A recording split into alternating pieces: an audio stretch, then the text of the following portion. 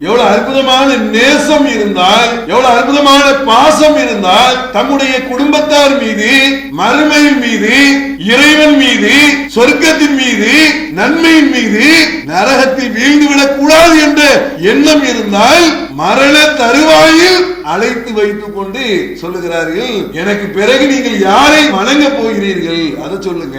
அவங்க சொல்றாங்க, எல்லாருமே நாங்க வணங்குகிறோம், அவனுக்கு இணையாக நாங்க யாரையும் இணை கற்பிக்க மாட்டோம். நேசமிகும் எண்ணத்தை, பாசமிகு எண்ணத்தை, உள்ள உறுதிப்பாட்டை எந்த இடத்துல கொண்டு போய் வைக்கணுமோ, எந்த நேரத்துல சொல்லணுமோ அந்த நேரத்துல கரெக்டான சமயத்துல பதிவு செய்தார்கள். அகிலங்களை எல்லாம் படைத்து பராமரிக்கக்கூடியவனும் கண்ணியத்தின் அதிபதியும் புகழ் அனைத்திற்கும் சொந்தக்காரனாக இருக்கக்கூடிய எல்லாம் வல்ல அல்லாஹுவின் நல்லடியார்களே,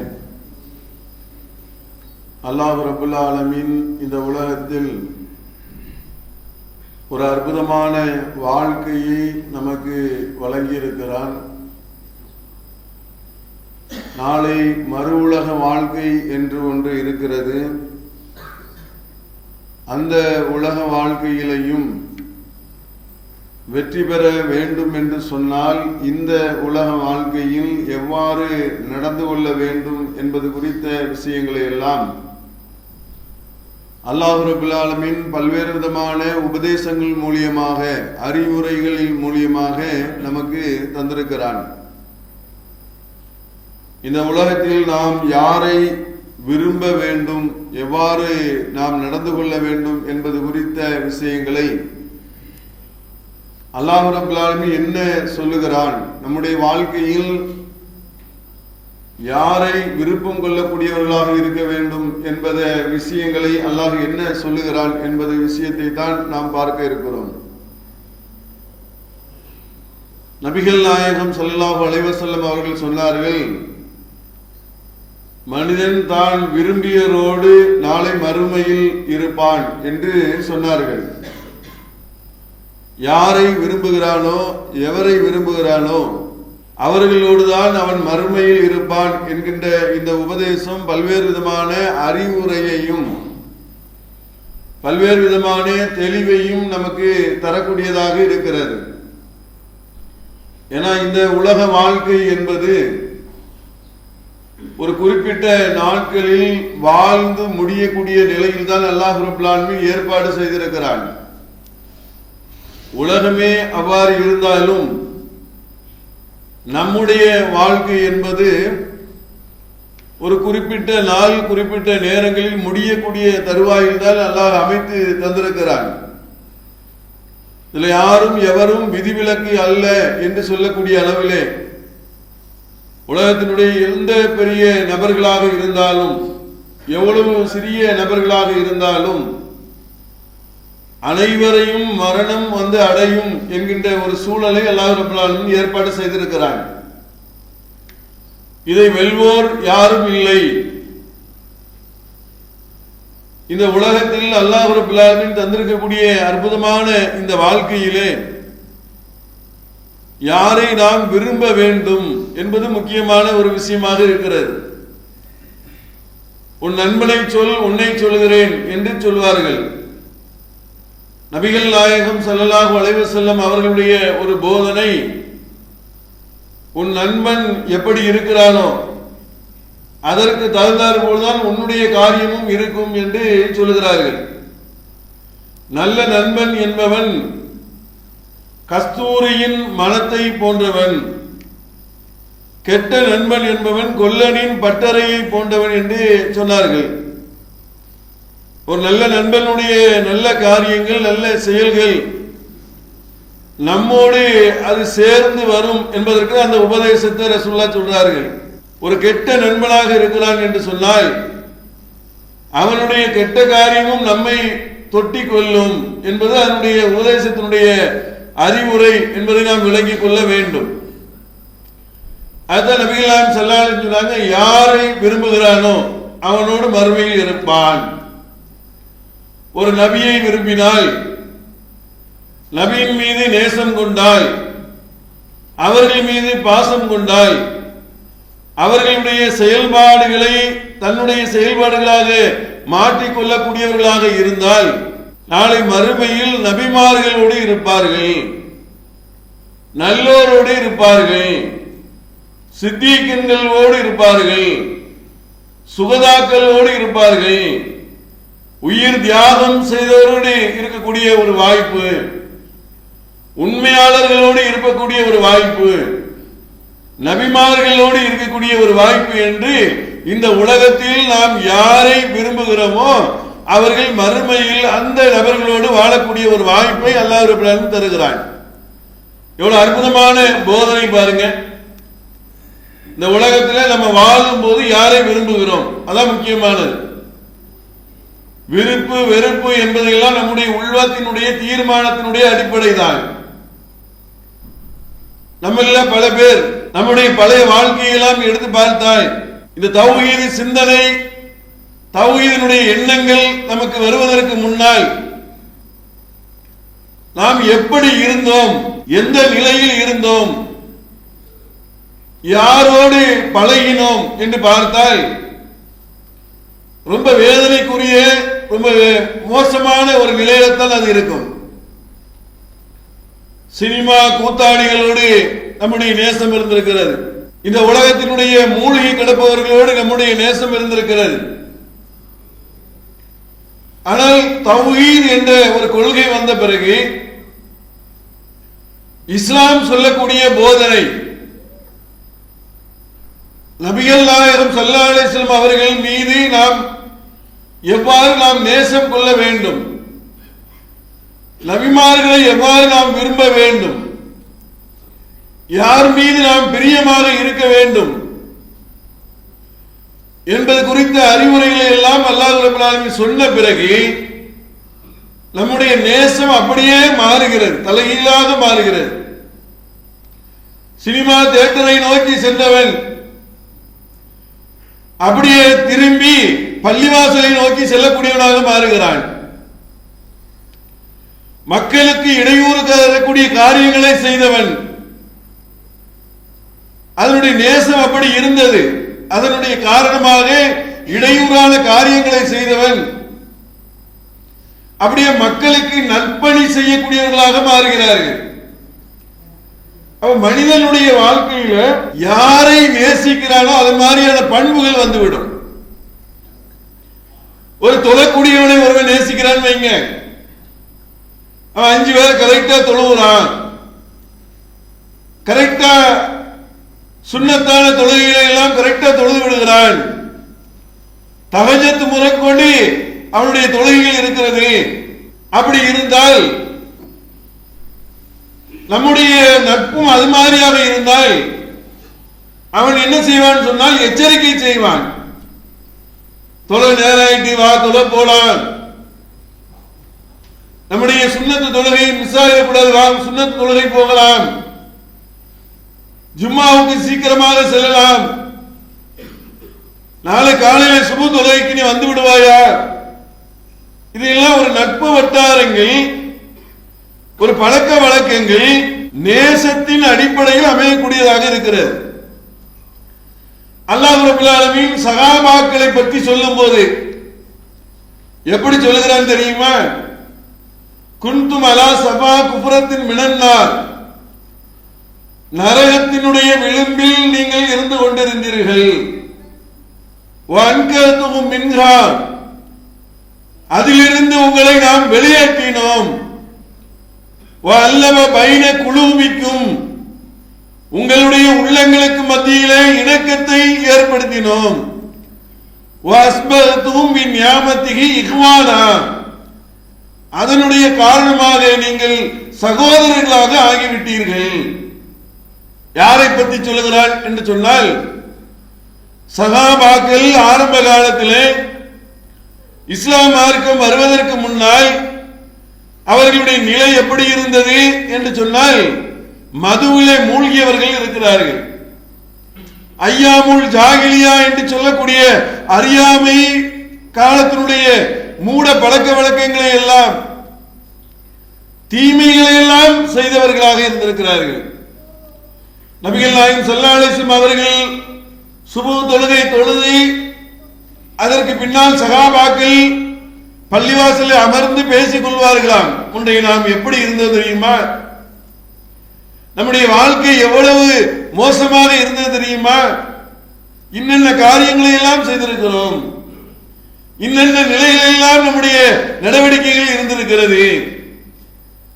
இன்றைக்கு சொல்வதாக இருந்தால் பள்ளிவாசலில் உட்கார்ந்து தௌஹீதுக்கு வந்தவர்கள் சொல்வதாக இருந்தால் நம்ம எத்தனை பாக்கெட் சிகரெட் குடிச்சிருக்கிறோம் தெரியுமா?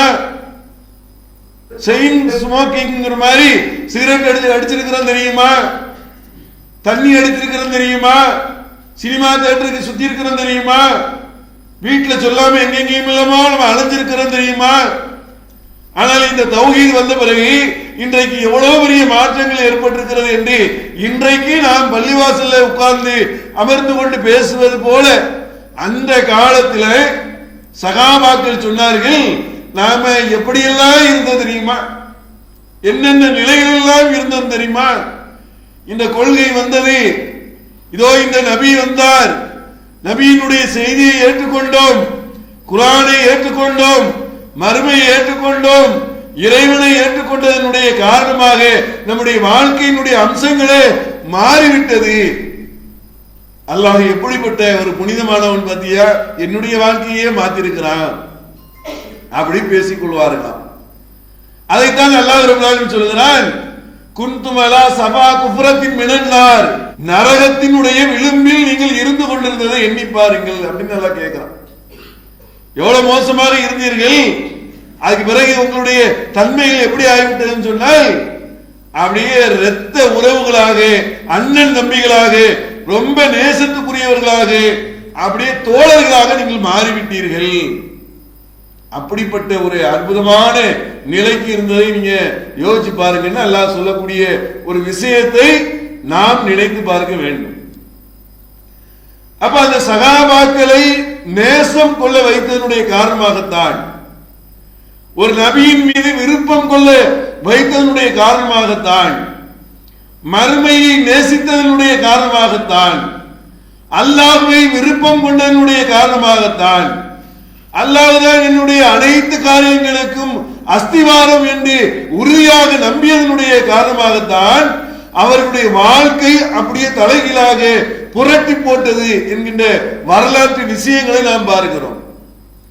அப்ப ஒரு மனிதனுடைய வாழ்க்கையிலே விருப்பம் என்பது ரொம்ப முக்கியமானது, நேசம் என்பது ரொம்ப முக்கியமானது. ரொம்ப நேசிக்கிறேன், எதை நேசிக்கிறாய், யாரை நேசிக்கிறாய், எதன்பால் உன்னுடைய சிந்தனை இருக்கிறது, அதன்பால் நீ ஆவாய். அதான் யதார்த்தமான ஒரு விஷயம். நபிகள் நாயகம் ஸல்லல்லாஹு அலைஹி வஸல்லம் அவர்கள் சொன்னார்கள், இன்னமல் ஆமாலு பின்னியாத், செயல்கள் அனைத்தும் எண்ணங்களை கொண்டுதான் அப்படின்னார்கள். எல்லா செயல்களுமே எண்ணத்தினுடைய பிரதிபலன் தான். எதை நினைக்கிறாயோ அதுதான் நீ செயல்படுத்துவாய், எதை எண்ணுகிறாயோ அதான் உன்னுடைய வாழ்க்கையை மாற்றும். அப்ப அந்த அடிப்படையில் தான் ரசூலுல்லாஹ் சொன்னாங்க, நீ நேசம் கொள்வதிலே கவனமாக இரு அப்படின்னாங்க. நேசிக்கிறதுல, ஒருவரை ஒருவர் நேசிக்கிறதுல ரொம்ப கவனமாக இரு என்று சொன்னார்கள். நபிகள் நாயகம் ஸல்லல்லாஹு அலைஹி வஸல்லம் அவர்கள் அந்த சகாபாக்களை அப்படி நேசித்தார்கள். சகாபாக்கள் ரசூலுல்லாஹை அப்படி நேசித்தார்கள். அதான் அல்லாஹ் சொல்கிறான், இந்த நபி அவர்களுடைய உயிரை விட அவர்களுக்கு நேசமானவர்கள் அப்படின்னு அல்லாஹ் சொல்றான்.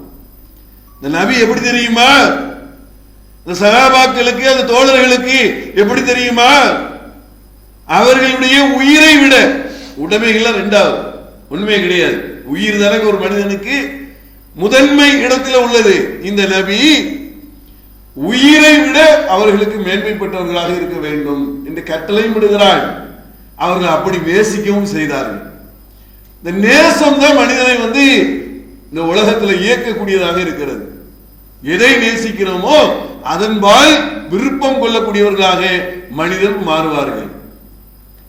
நபிகள் நாயகம் ஸல்லல்லாஹு அலைஹி வஸல்லம் அவர்கள், அவர்களுடைய நேசங்கள் எல்லாம் எப்படி இருந்தது, எப்படி நேசித்தார்கள் என்று சொன்னால், இப்ராஹிம் அலைஹிஸ்ஸலாம் அவர்களை அதிகமாக நேசம் கொண்டவர்களாக ரசூலுல்லாஹ் இருந்திருக்கிறார்கள். அவர்களை அல்லாஹ் பொருந்தி கொண்டான். அவர்களுடைய குடும்பத்தாரை அல்லாஹ் பொருந்தி கொண்டான். அவர்களை அல்லாஹ் பொருந்தினான், ஏற்றுக்கொண்டான். அவருடைய அமல்களை ஏற்றுக்கொண்டான், அவருடைய அருளாக மாற்றினான். அவர்களுடைய குடும்பத்தார் செய்த காரியங்களையும் அருளாக மாற்றினான். அதனால தோழர்களே, என்னுடைய நண்பர்களே, ரசூலுல்லாஹ் சொன்னார்கள், தோழர்களே நீங்கள் கேளுங்கள், இப்ராஹிம் நபி அவர்களுக்கு அல்லாஹ் எவ்வாறு அருள் செய்தானோ, எவ்வாறு அருள் புரிந்தானோ, அதுபோல எனக்கும் அருள் புரிவதற்காக நீங்கள் அல்லாஹ்விடத்திலே ஸலவாத் கேளுங்கள். எவ்வளவு பெரிய பாக்கியம், எப்படி விரும்பி இருக்கிறாங்க பாருங்க. ரசூலுல்லாஹ் யாரை விரும்பி இருக்கிறார்கள்? யாரோடு இருக்க வேண்டும் என்று விரும்பி இருக்கிறார்கள்? யார் மீது நேசம் கொண்டிருக்கிறார்கள்? அவர்களுடைய விருப்பம் எந்த தன்மையில் இருந்தது என்பதை நாம் பார்க்கிறோம். நபிகள் நாயகம் ஸல்லல்லாஹு அலைஹி வஸல்லம் அவர்கள் மரண தருவாயில், நம்ம மரண தருவாயில் தான் ஒரு மனுஷனுடைய ஈமானிய உறுதியை நம்ம பார்க்க முடியும் இல்லையா? மற்ற நேரத்திலே சும்மா ஈமானிய உறுதி நம்ம சொல்லிக் கொண்டாலும் சரி, சோதனையான காலகட்டம் இருக்குன்னு வைங்க, ஒரு துன்பம் நிறைந்த ஒரு காலகட்டம், ஒரு வேதனையான ஒரு சூழ்நிலை அப்படின்னு ஒரு மனிதனுக்கு வருதுன்னு வைங்க, அந்த நேரத்தில் ஒரு மனிதனுடைய ஈமான் ஆட்டங்களும், ஈமான்னா இறை நம்பிக்கை, அல்லாஹ் நம்மளை சோதிச்சிருக்கிறான், அல்லாஹ் நம்மளை பிடிக்கிறான், அல்லாஹ் நம்மளை சோதிச்சு பார்க்கிறான், அல்லாஹ் நம்முடைய குடும்பத்தை சோதிக்கிறான், அல்லாஹ் நம்முடைய தொழிலை சோதித்து பார்க்கிறான், அல்லாஹ் நம்முடைய ஒவ்வொரு காரியங்களையும் டெஸ்ட் பண்ணி பார்க்கிறான் என்பதை சோதனையான காலகட்டங்களில் தான் ஒரு மனிதனுடைய ஈமானை, இறை நம்பிக்கையை பரிசித்து பார்க்க முடியும். நபிகள் நாயகம் ஸல்லல்லாஹு அலைஹி வஸல்லம் சொன்னாங்க, உங்களில் இருவர் அடைகிற வேதனையை நான் ஒரு ஆள் அடைகிறேன், மரண தருவாயில். அப்படி ஒரு பெரிய அளவுல கடுமையான வேதனை நிறைந்த நிலையில் நபிகள் நாயகம் ஸல்லல்லாஹு அலைஹி வஸல்லம் அவர்கள் மரண தருவாயில் மயக்கமும் தெளிவும் ஆகக்கூடிய அந்த ஒரு சூழ்நிலையில அல்லாஹும்ம ரஃபீக்குல் ஆலா அர் ரஃபீக்குல் ஆலா அல்லாஹும்ம அர் ரஃபீக்குல் ஆலா என்ற வார்த்தையை மீண்டும் மீண்டும் சொல்லக்கூடியவர்களாக நபிகள் நாயகம் ஸல்லல்லாஹு அலைஹி வஸல்லம் அவர்கள் இருந்தார்கள் என்கின்ற விஷயத்தை பார்க்கிறோம். ரசூலுல்லாஹ்வுடைய கடைசி வார்த்தை, ரசூலுல்லாஹ் மரண தருவாயினுடைய கடைசி வார்த்தை என்பது இதுதான், ரஃபீக்குல் ஆலா, ரஃபீக்குல் ஆலா, உயர்ந்த என் தோழன். யார? அல்லாஹ்வை, இறைவனை. எந்த ரப்புல் ஆலமீன் வந்து நபிகள் நாயகம் ஸல்லல்லாஹு அலைஹி வஸல்லம் அவர்களை இறை தூதராக தேர்வு செய்தானோ அந்த ரப்புல் ஆலமீனை பற்றிய போதனைகளை எல்லாம் போதித்து இறுதி நேரம் கூடிய அந்த நேரத்திலே அழகான அற்புதமான ஒரு வார்த்தையை சொன்னார்கள், அர் ரஃபீக்குல் ஆலா, உயர்ந்த என்னுடைய தோழன், என் இறைவன், என் இறைவன் என்னுடைய தோழன், என்னுடைய தோழன் என்று இறைவனை பற்றி கடைசி வார்த்தையாக சொல்லிதான் நபிகள் நாயகம் ஸல்லல்லாஹு அலைஹி வஸல்லம் அவர்கள் மரணித்தார்கள் என்கின்ற விஷயத்தை பாருங்கள். இந்த நேரத்தில் தானே மனசு அப்படியே கடந்து ஆடும். வீடு வாசல் சொத்து சொகம் அண்ணன் தம்பி மாமா மச்சான் அது இது உலகத்தினுடைய விஷயங்கள் எல்லாமே வந்து நிற்கும், கண் முன்னாடி வந்து நிற்கும். எல்லாரும் வருவாங்க, எல்லா சிந்தனைகள் வரும். ஆனால் நம்முடைய விருப்பம், உண்மையான விருப்பம் எதுவோ அது வாழும் போது நம்முடைய விருப்பம் இதுவாக இருந்தால் மரணிக்கக்கூடிய நேரத்திலே அது வந்து நிற்கும். மௌத்தாகக்கூடிய நேரத்திலே அந்த மரணத்தினுடைய நேரத்திலையும் வந்து நிற்கும். யாக்கூப் அலைஹிஸ்ஸலாம் அவர்களுக்கு மரண தருவாய் நெருங்கக்கூடிய நேரத்திலே, இப்ராஹிம் அலைஹிஸ்ஸலாம் அவர்களுக்கு மரணம் தருவாய் நெருங்கக்கூடிய நேரத்தில், யாக்கூபுக்கும் இப்ராஹிமுக்கும் மரணம் நெருங்கக்கூடிய நேரத்திலே தன்னுடைய பிள்ளைகளை அழைத்து சொன்னார்கள், பிள்ளைகளே எனக்கு பிறகு நீங்க எதை வணங்க போறீங்க சொல்லுங்க. எவ்வளவு அற்புதமான கேள்வி, எவ்வளவு அற்புதமான நேசம் இருந்தால் எவ்வளவு அற்புதமான பாசம் இருந்தால் தம்முடைய குடும்பத்தார் மீது, மறுமையின் மீது, இறைவன் மீது, சொர்க்கத்தின் மீது, நன்மையின் மீது, நரகத்தில் வீழ்ந்துவிடக் கூடாது என்ற எண்ணம் இருந்தால் மரண தருவாயில் அழைத்து வைத்துக் கொண்டு சொல்லுகிறார்கள், எனக்கு பிறகு நீங்கள் யாரை நீங்கள் வணங்க போகிறீர்கள் அதை சொல்லுங்க. அவங்க சொல்றாங்க, அல்லாஹ்வை நாங்க வணங்குகிறோம், அவனுக்கு இணையாக நாங்க யாரையும் இணை கற்பிக்க மாட்டோம்.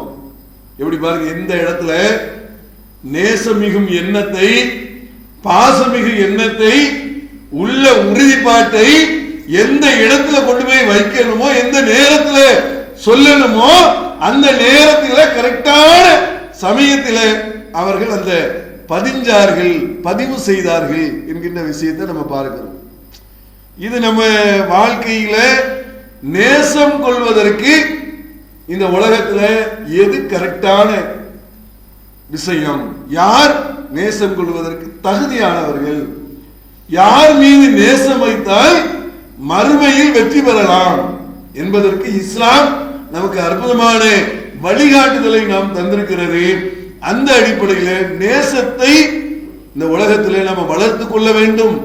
அந்த நேசம் இன்மைக்கும் மறுமைக்கும் பயனுள்ள வழியில் இருக்கிறதா என்பதை நாம் கவனித்து அதன்படி செயல்படக்கூடியவர்களாக இருக்க வேண்டும் என்று கூறி நிறைவு செய்கிறேன். அல்ஹம்துலில்லாஹ். அல்லாஹு அக்பர், அல்லாஹு